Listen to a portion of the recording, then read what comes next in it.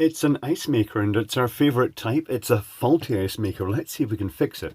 So this unit is starting up. It's going through the whole process, even the compressor's starting, but it's not making very good ice. And the first thing I checked there is the condenser clean. Now, the way refrigeration works, it involves a refrigerant changing from liquid to gas state and backwards and forwards with a compressor. And if it can't change back to liquid by enough cooling, then it causes problems. And this seems to be a common problem with this type of unit, that these fans in here fail. So let's take the unit apart. So first things first, if you tilt the handle up here with this particular type, there is a point that at a specific angle, the handle will pop out. I think the angle's slightly different for each one. This is where it just won't pop out, because that's what happens. It is not popping out. It's trying to trick me.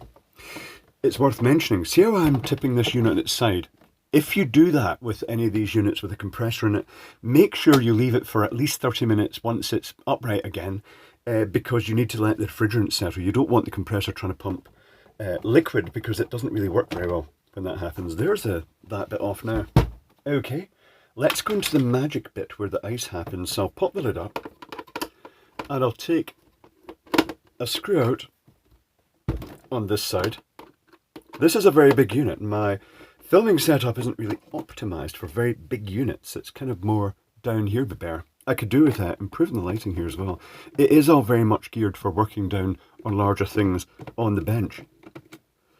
So let's pop this out. And when we lift this off, and it unhooks at that end, it reveals the mechanism. We also reveal this little plastic plate here that we can get out the way at the moment. And we've got a little connector here onto the control button circuit board that I've just pulled the little connector off. He said doing it completely out of shot, which is very typical for me. Okay, what other screws do we have here? Let's take off this screw. Yes, that one is visible. I will take off that one. And unfortunately, there's clips involved in this round the front here with these units, because I took one apart recently. Let's see if the screws are all the same size. They are all the same size. These units are ultra mass produced, and when you see the inside of them, you think maybe they all come from the same factory, right? Okay, see how this end's lifting up? This is where we end up with loud popping, clicking noises. I'm going to try and get under here. One. Oh, see that? I bet that was really loud. Yes, sorry. And we'll pop another clip here. Don't know where it is. Here we go. So that's the rim come off the top. Fnar, fnar. Now we take off some more screws around here, around the perimeter. I don't think this is the perfectly sized screwdriver. That's a bit annoying. It'd be nice if they super standardized on one screw. What about these screws? Are these a different size? I shall keep them separate just in case. I think they're a slightly different size. I shall put them in separate piles. And there's quite a few screws around the edge, because they are what's holding the case on. Let's have another go at this one. I think that one has actually been put in at a slight angle in the factory. That may be why it was not coming out so easily. And a couple at the back. And so far all those screws, actually one of them looks slightly longer than others. Where did that one come from? I'll work it out afterwards. What's the worst could happen? I could drive a screw right through a refrigerant line. So now I've removed the perimeter screws, I'm going to lift the top off like this and reveal all the technical goodies inside, including the bit we're interested in. So I'll tip it over this way and tell you things that can go wrong with these. Let's focus down onto here. These little switches here. This unit has a motor that turns this little ice bucket. Now when this ice bucket rotates, it does two things. It scoops the ice out, but it also acts as a little trough that holds water under these refrigerant pipes that are the ones that make the little fingers of ice. And that is moved by a cheap Bidirectional synchronous motor, which is also very prone to getting all rusty and failing. Here is also a little thing that can leak. The water line that comes up here is notorious for leaking. It comes up from a little pump down here. Can you see a little pump there that pumps the water up from the base? And it's also got a water sensor. But the water sensor is just literally a couple of wires, one down here and one here. And as the water flows past it, it detects the change in resistance of the water. And if it detects the water's not flowing past, and sometimes those can get dirty and need cleaned, but if it detects it, it'll light up its add water button. You can bypass that. There's a couple of other things worth mentioning. There is an... I'll just move this tray out of the way. There is a infrared emitter here and an infrared receiver here. And when the ice is right up to the top and blocks that, it tells that the ice is full. There are ways to bypass things. If it's not reliably making ice, you can actually press and hold buttons to actually bypass that feature. Anyway, the bit we were interested in... Oh, did I point out the dinky little compressor? Oh, isn't that sweet? L52CL. Almost worth getting these cheap second-hand ice machines for that alone. Oh, also, this thing's neat. It's the little sort of hot gas defrost thing, because when it goes into its defrost mode and drops the ice off, it basically pumps hot vapor back up to the freezer section to actually basically just heat it up quickly. Here's a couple of wires going to that infrared sensor.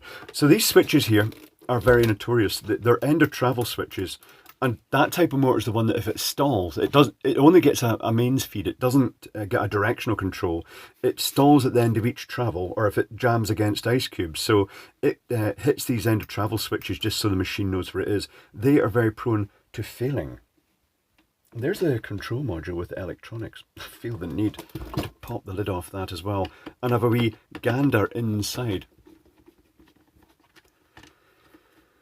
Let's pop that up. This is hooked in, I think. Hold on. Let me see why this ain't coming out. Oh, actually, you know what? Oh, it should come out. Am I just not using enough force? Oh, hold on. I see what it is. There it is. What do we have inside? Not a lot to see. We've obviously got a little switching power supply here. Oh, never assume that even though this is a little low voltage looking cable running up to a low voltage thing, never assume that it is low voltage, because even though it is operating effectively at low voltage inside the unit, it can be referenced to the mains in some units. This might not have a full galvanic isolation. This one does look like it's got a galvanic isolation, but always treat the low voltage as being as live, because you get what's called FELV, functional extra low voltage, and that can deliver a full mains shock in the right circumstances. And there is a thermistor just for ambient to detect the room temperature. It's just a little thermistor dangling out here. Right, tell you what, I'll pop that lid on. No, I won't. I'll leave it off. The bit we're interested in is this fan. It's a standard 12 volt computer fan. Oh, it's all moist around there. Let's pop it out. So a couple of screws here. The reason it's got a fan is that the way the refrigeration works, it takes the heat from the water to create the ice, but it has to get rid of it somewhere. So it's got this thing here called the condenser, and that needs to be kept cool. So I wonder what's gone wrong with this. We shall open this fan up once we've diagnosed this. So I need some side cutters to take this out, and then we'll take this fan back to the bench, get another one, and we'll splice another one. Because this is quite a long wire arrangement, it's easier just to splice the wires on locally. So I'll take the fan out and we'll go back to the bench and take a look at it. One moment, please. Back at the bench with the Rogue fan, and I've hooked it up to a 12 volt supply here. I'm turning it on now. No current, no attempt at all to spin. The fan is completely dead. And it's worth mentioning, I'll turn the power off here at the moment. It's worth mentioning that the previous one I looked at, here's a picture of the inside. Moisture had gathered at the bottom. Keep in mind that this is at the top, so this here is at the bottom. There are the wires coming at the top, and at the bottom here, it had literally just corroded away. Water had built up and just sat at the bottom, and the negative connection had just basically corroded electrolytically. And it must have been running, for it to go like that, for it to eat so much away, it must have stopped working, but they left it powered, and it's just gradually nibbled its way along until they got sick of very tiny ice cubes. Other things worth mentioning, here's the positive and negative coming onto the circuit board. There's a little capacitor, an electrolytic capacitor here, and then it feeds the chip. Positive also goes to one of the winding commons, and then there's two windings, and they go to the chip, and it's a little push-pull H-bridge, I think, in there. And the Hall effect sensor is built into the chip, and that's it. It's literally the windings, a little capacitor, and the chip, and that is all that's in these. They're so mass-produced. So, the question is, well, let's first start. Let's get myself some spare wire here. I shall open this, but first of all, before I open it, I'll just clip this off camera so it doesn't make loud pop noises. I'm going to win myself some extra cable space here. And then I'll just chop it right here, it doesn't matter, and pull it out. There we go. This is the cable we need with the connector on the end and a bit of sleeving, and we'll just patch it onto another fan. And I shall, you know what, I'm just going to open this right now. I'm just going to crack it back. One moment, please. No subtlety here, it's just been smashed open because it's beyond sensible repair. And there it is down there. It's just etched and corroded away in exactly the same place. Now, I don't think this is a defect to the machine itself.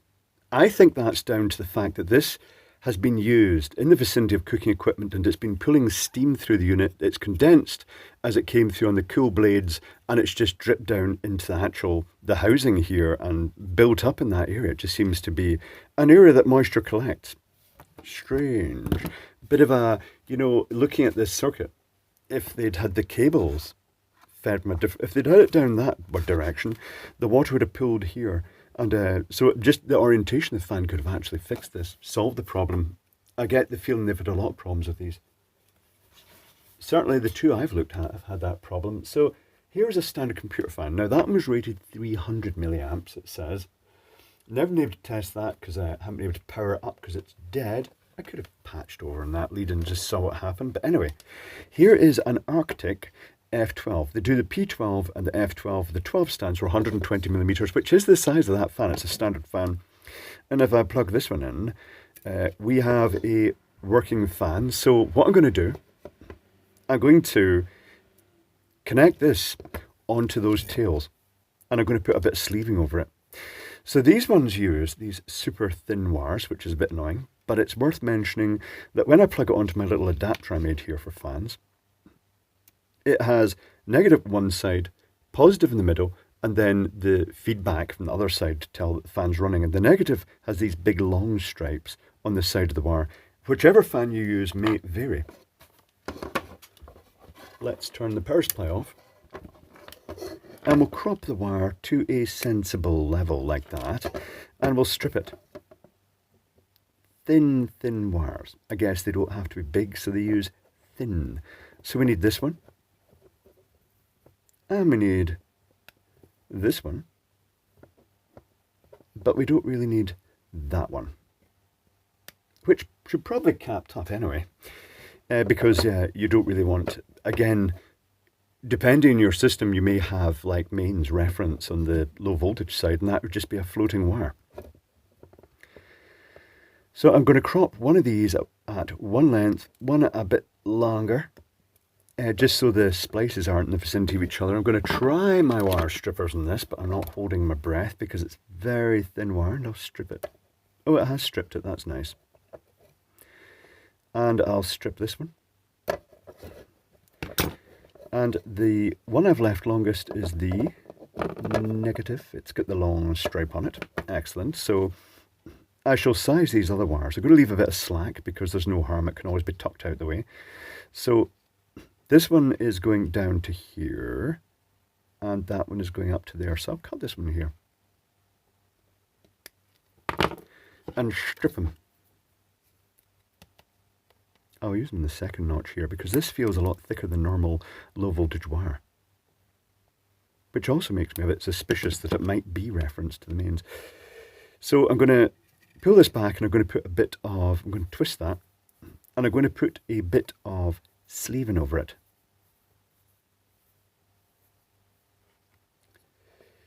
Kind of want to put another bit of sleeving right over there. I shall grab another bit of sleeving so I can sleeve the whole lot up. Yeah, I'll do that. One moment, just going to grab some sleeving. I have got my sleeve. I'm just realising I've got this in super golden look at the moment, colour-wise, the camera.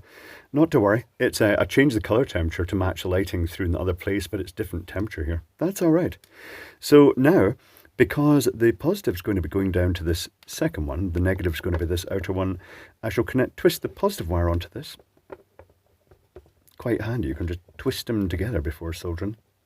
And this is where the shorter wire is actually quite advantageous, because when I lay it back along that, once I've soldered it, it's going to make room for the sleeving. So I shall twist that on. I'll grab the solder right now and I shall flow some onto that. The heat shrink is pushed well back because MD uses heat shrink knows that heat travels back along wires, and sometimes when that happens it makes your heat shrink before you wanted it to shrink, which is annoying. Now I've got this one to twist the negative. If you're able to get the original component, it would be quite handy, but ultimately it tends to be sort of no-name brand, these. Or a brand that you can't necessarily get hold of because it's really aimed at manufacturers. And there's no shortage of standard computer fans. 120mm, it's a super common size. So now I'm going to fold that back and I'm going to bring some of my sleeving down and slide it over those. And then use a heat gun to heat it and shrink it on. So assuming I can slide it over. That looks pretty good.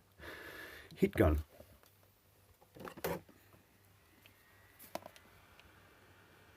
Quite a handy little tool, the heat pen. You don't need to use a heat pen, but it's quite nice to have. I have one, so obviously I'm going to use it. Some might just run a lighter under it, which kind of works as well. You just have to be careful not to melt it too much.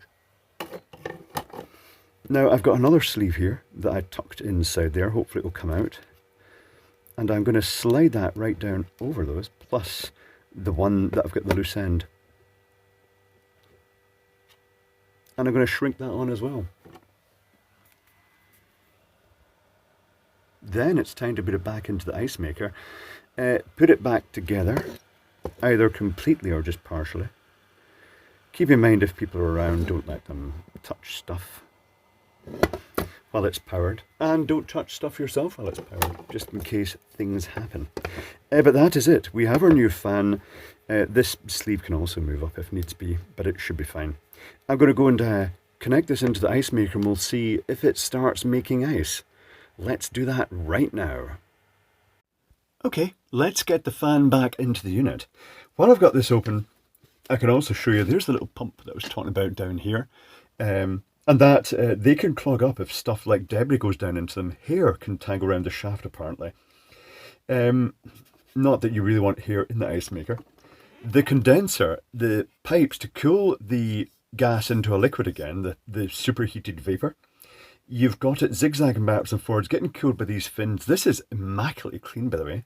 And then it comes out here to a tiny little receiver. I guess that's a receiver ultimately. And then you may see that tiny little tube there. That is a capillary tube, and it then acts as the orifice, the restrictor that limits the... So as the liquid goes through that very slowly, when it gets to the other end of the refrigeration cycle where the compressor's pulling a vacuum, it suddenly expands from liquid into a vapor and sucks heat out of the stuff that, well, the ice, the water, basically. And then that just recycles back down and goes through the compressor, and it gets compressed at high pressure, goes through this again and condenses back into liquid. It's just a continuous loop. It's astonishingly easy, but there's so much in refrigeration equipment that you can't really see happening. So here is the fan, and it's going to go up this way with the mounting bracket pointing out the way, because this is the way the air is going to flow. So I can tuck that down into there and I can get the screw. So the screws were diagonally opposite corners.